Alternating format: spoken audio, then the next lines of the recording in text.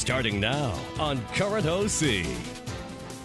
We'll take you inside one of Cape May County's best attractions. Plus, we'll offer you help with your day-to-day hair troubles. All of this and more coming up next on the Current OC.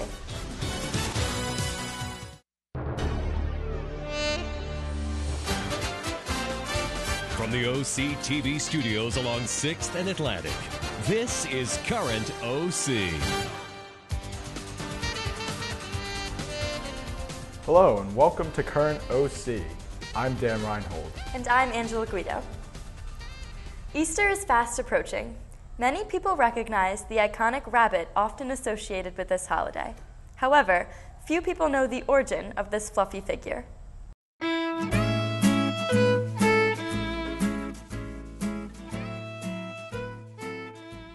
Since we were kids, one of the greatest things we look forward to has been spring break.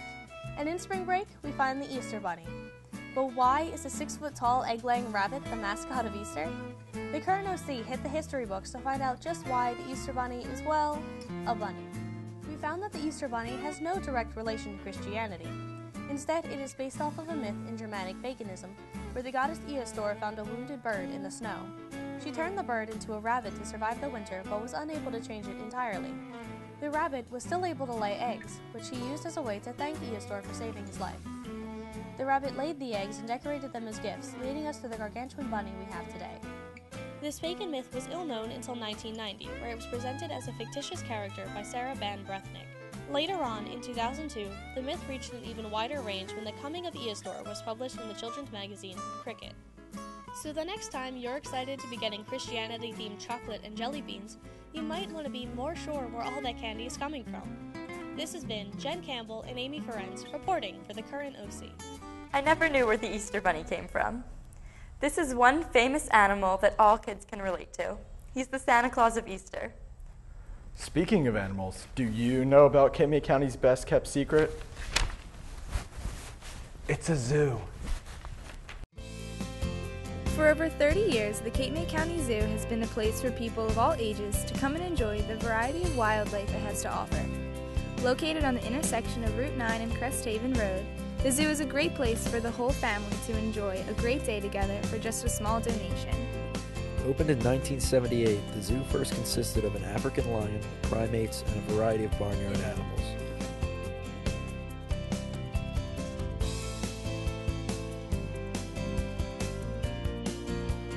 During its expansion years, it underwent major renovations to become the new home to an assortment of different animals.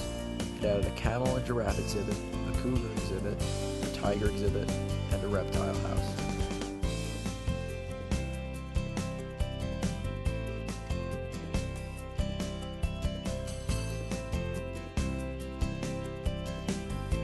In 1998, it opened its World of Birds aviary, where people can walk through and interact with the species.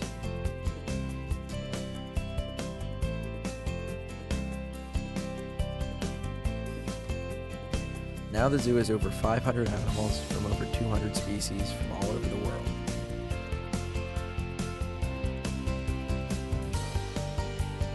The zoo even has a playground, a gift shop, and a cafe. There's plenty to do and entertainment for the whole family. So whenever you're bored, head on over to Cape May County's best kept secret, the zoo. This has been Jules King, Ryan Casey, and Michael Keenan reporting for the Current OC. Our zoo is a place for people of all ages to enjoy and learn from. I'm going to make sure I get my fair share of zoo visits over spring break. Well, unlike you, some people have no idea what they're going to do for spring break. Thankfully, the Current OC has some suggestions. So you've been tweeting about how excited you have been for spring break for the past 4 months, and the time has finally come. It's the last day of school before spring break. Upon arriving home, your mom tells you about a surprise family getaway to an exotic destination. But here's the catch. You're not going. At first, you don't think it's that bad because you'll have the house to yourself. But then you realize that all of your friends are on vacation as well. Yo, do you want to hang out? You're in Cancun. All right, say hi to my mom if you see her. What are you going to do? How can you possibly have fun on spring break now? Here are some ideas for spending your leisure time during spring break from the activity connoisseurs at the Current OC. Go for a scenic drive permitted you have a driver's license. If not, ride your bike or take a leisure stroll. Practice for your spring sports season. Go to a movie alone.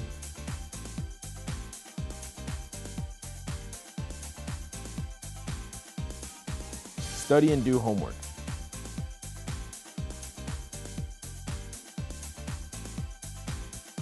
If you're scrambling to have fun without your friends or family, try out one of these foolproof activities. You are sure to have a good time. From all of us at the Current OC, happy spring break. This has been Sean Bowman, Peter Anderson, and Edgar Rivero, reporting for the Current OC. Personally, I like taking scenic strolls through Cape May County's best-kept secret, the zoo. Dan, just stop.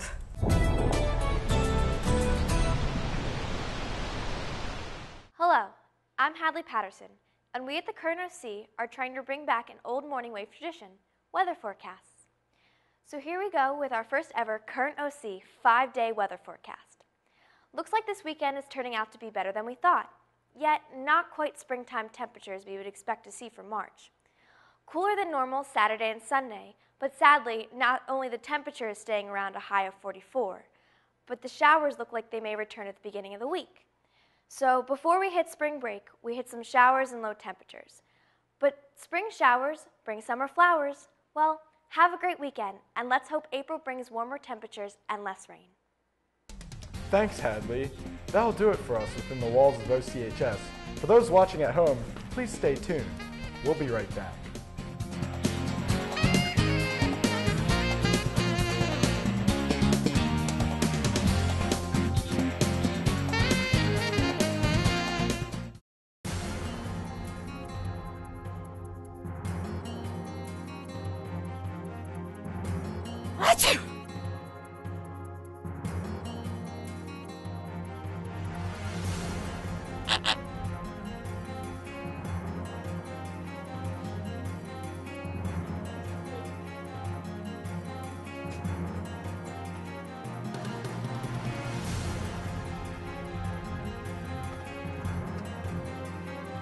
Wait, where's Brianna? Wasn't she with you?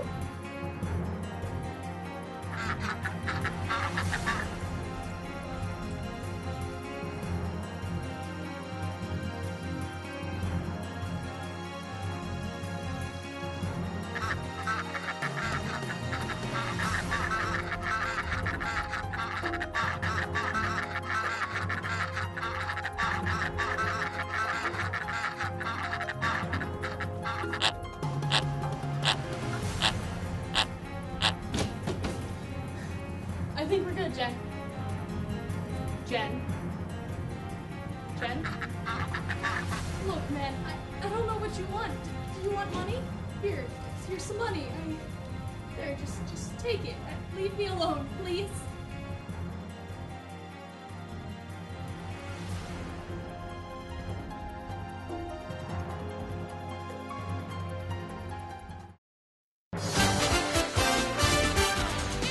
Current OC, the area's leading news magazine, continues.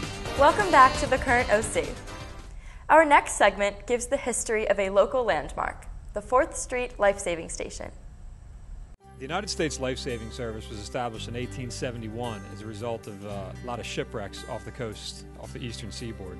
A series of life-saving stations were established throughout towns in southern New Jersey and the rest of the East Coast that would respond to ships in distress off of our coast.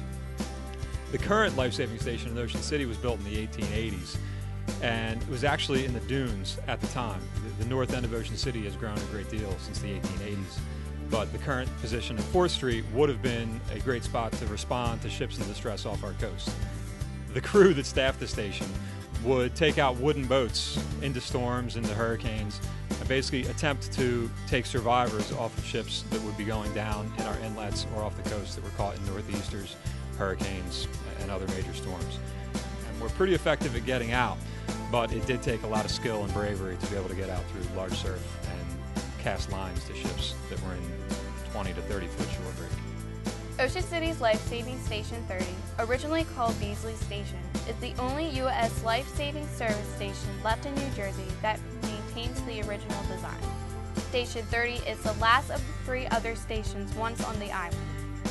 After a multi-year battle between developers and the city, the station ended up in the hands of nonprofit U.S. Life-Saving Station 30. After the renovations, it will provide a cultural and historical tourism opportunity for the city. This has been Dominique Miola and Marley Logue reporting for the Current OC. Dan, of all days to have a bad hair day, do you have any idea how to fix it? I have no idea. Luckily, the Current OC has some tips to help you keep that stylish do.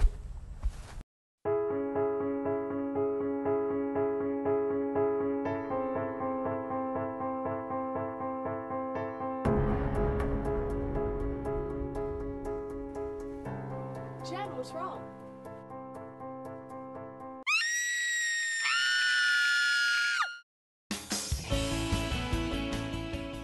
Having a hair nightmare? No need to fear, the Current OC is here. Having had a number of hair malfunctions of our own, we wanted to give some helpful hints to tame that wild mane. Step 1. Try to brush it out. Most of the damage might be caused by sleeping on it in a sloppy bun or a ponytail. Step 2. If that doesn't work, try to wet it down.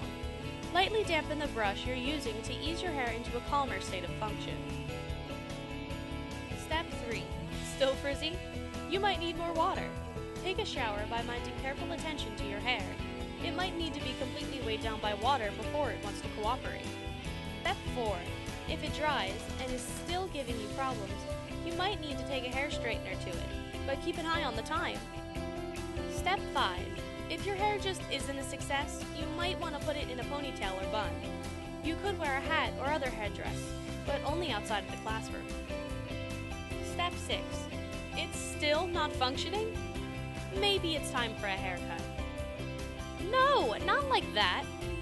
Try to get an appointment with your hairdresser as soon as possible, or trim the edges into something more manageable.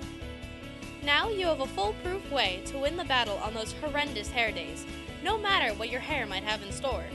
Just remember, at least you have hair. This has been Jen Campbell and Amy Ferenz reporting for the Current OC.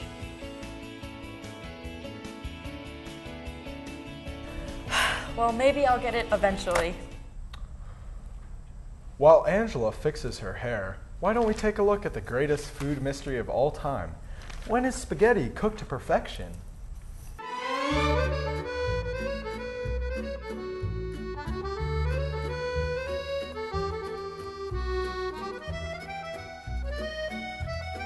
Hello, and welcome to Meet Our Truth with yours truly, Chef Cargo, and Chef Remy is going to accompany me today.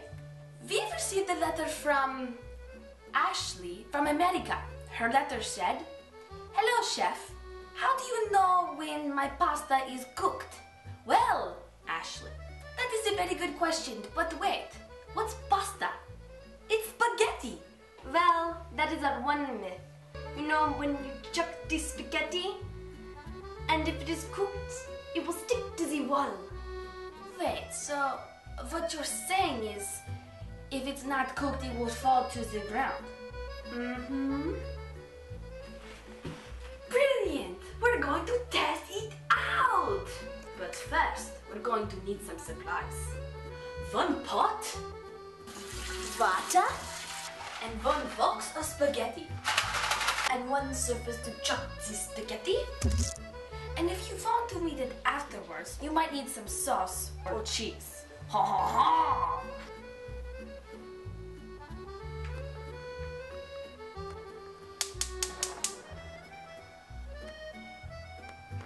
Just test if it's hot enough, stick a glass over the top and see if it gets foggy. Idiot, no! When it starts to say what your people from your country say, bubble is ready. You see here, my partner is putting in the pasta one by one. Don't ask me why. The snail has crossed the finish line. You know the pasta is ready. Let's test it out!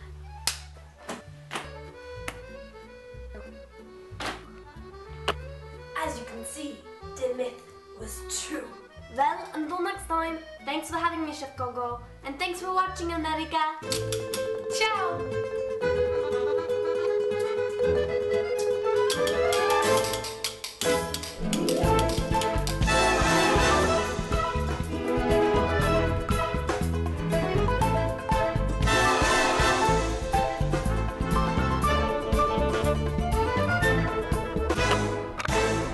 Well, that will do it for this episode of The Current OC.